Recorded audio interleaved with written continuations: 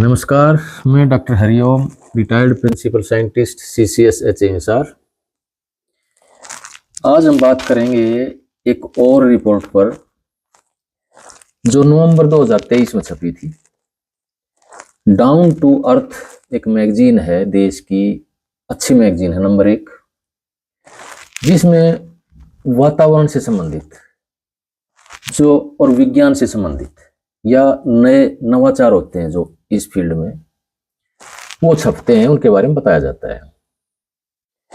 और ये काफी चिंताजनक है इसकी रिपोर्ट। तो ये जो एक स्टडी करी गई थी, साइंटिफिक स्टडी करी गई थी 12 वैज्ञानिकों के द्वारा। इसमें देश की टॉप की 3 संस्थाएं शामिल थी। एक तो Indian council of agricultural research, जो सारे देश का जो रिसर्च का काम है या एक्सटेंशन का या टीचिंग का, एग्रीकल्चर का काम है, उसको मॉनिटर करती है, संभालती है। दूसरी थी विधान चंद्र विश्वविद्यालय पश्चिम बंगाल, और तीसरी थी national institution of nutrition Telangana. In 3 top की संस्थाओं के 12 वैज्ञानिकों ने यह स्टडी की थी, जो डाउन टू अर्थ में छपी थी। तो इसमें क्या बताया है कि जो हम धान और गेहूं मुख्य तौर पर यूज कर रहे हैं, क्योंकि देश का जो खाद्यान्न भंडार है उसका 3/4 हिस्सा, लगभग 75% जो भाग है, इन 2 फसलों से आता है। और देश की लगभग 50% जो अनाज की कैलोरीज हैं या रिक्वायरमेंट है, इन फसलों के द्वारा पूरी की जाती है। और इस रिपोर्ट ने बताया है कि हम जिस तरह से खेती कर रहे हैं, जिस लाइन पर हम चल रहे हैं और ये दोनों फसल उगा रहे हैं, अगले 15 साल में यानी कि 2040 तक जो धान और गेहूं हम खाते हैं ये खाने के लायक ही नहीं बचेगा। ये ह्यूमन कंजम्पशन के लायक ही नहीं बचेगा 2050 तक, 2040 तक। अब ये क्या है, इसमें क्या किया इन्होंने?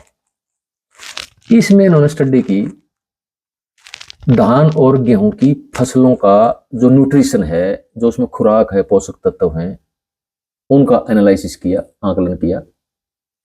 और उस आकलन को उस समय के आकलन के साथ मिलाया जब धान और गेहूं की जो वैरायटीज थी, जो किस्में थी, इनका शुरू में हरित क्रांति के समय उत्पादन हुआ था, इंट्रोडक्शन हुई थी, इनकी रिसर्च हुई थी और आई थी किसानों के लिए। उस समय जो पोषक तत्व थे और आज उसमें पोषक तत्व कितने हैं, इस पे रिपोर्ट है। इसमें बताया गया है कि जो मुख्य तौर से जो इसमें वर्णन किया गया है वो 3-4 पोषक तत्व हैं मेनली। कैल्शियम है, दूसरा जिंक, आयरन और आर्सेनिक। इन 4 तत्वों का आकलन किया गया उस टाइम पर और अब इन किस्मों का।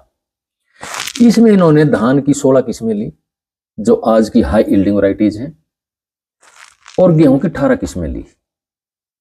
तो उसमें पाया कि जो पोषक तत्व हैं, विशेष तौर पे कैल्शियम, आयरन और जिंक, इनकी मात्रा इस टाइम इन किस्मों में उस टाइम से 45% तक कम हो गई है, और आने वाले 15 सालों में ये खाने के लायक नहीं रहेंगे।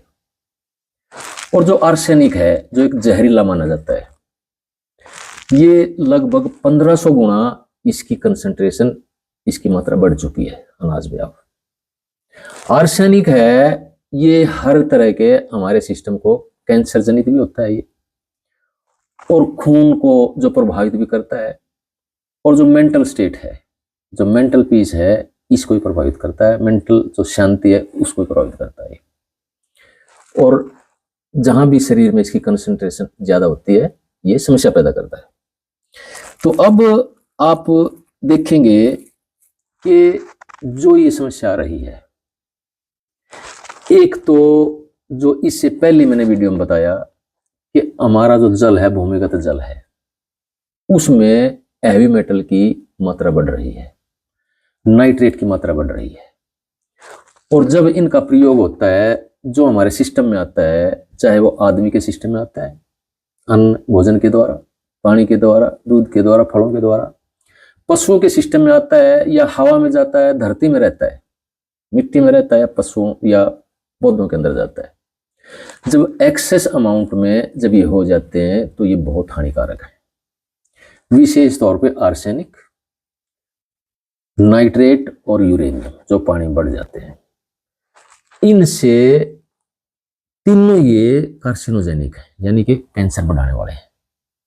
तो अब जो पोषक तत्व हैं जमीन में वो भी घट रहे हैं, इसलिए जो अनाज है, चारा, इनके अंदर भी पोषक तत्व घट रहे हैं, और जो सिस्टम है वो भी हमारा प्रदूषित होता जा रहा है, चाहे वो हवा का सिस्टम है, पृथ्वी का सिस्टम है, पानी का सिस्टम है।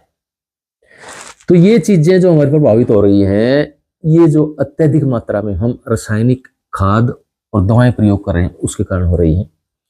और एक आंकलन के अनुसार ये भी रिपोर्ट है कि सन 2050 तक जो पोषक तत्व हैं इनकी कंजम्पशन डबल हो जाएगी, इनकी कंजम्पशन डबल हो जाएगी। और जब हम शुरू में जैसे हरित क्रांति आई तो बहुत कम मात्रा में इनकी जरूरत पड़ती थी, आज लगातार बढ़ती जा रही है और खतरनाक होती जा रही है। और जो कुछ किसान जैसे सब्जी उत्पादक हैं वो तो बहुत ज्यादा इसका प्रयोग करने लगे हैं। तो इन चीजों को अब हमें सोचना होगा, इनके बारे में सोचना होगा। और ये रिपोर्ट जो है ये नवंबर 2023 में छपी थी, और इसमें देश की जो अनाज की स्थिति दिखाई गई है कि उसमें किस मात्रा में पोषक तत्व अब आज के मौजूद हैं। अब हमें प्राकृतिक तरीके से आगे बढ़ना होगा।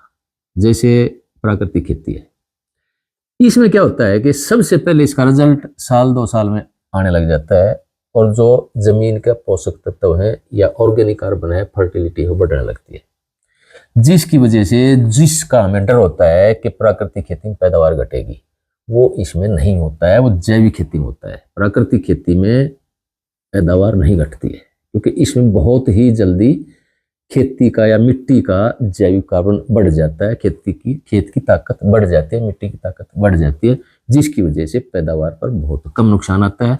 और इसका जैसे मैं बार बार बता रहा हूं कि अगर हम सही तरीके से ट्रेनिंग लेकर प्राकृतिक खेती करेंगे तो इसमें पैदावार नहीं घटती है, और कीड़े और बीमारी भी 60 से 70% जैविक खेती से भी कम हो जाते हैं। उसका भी एक अलग अलग जो साइंटिफिक रीजन है जो मैं बताता हूँ। नमस्कार।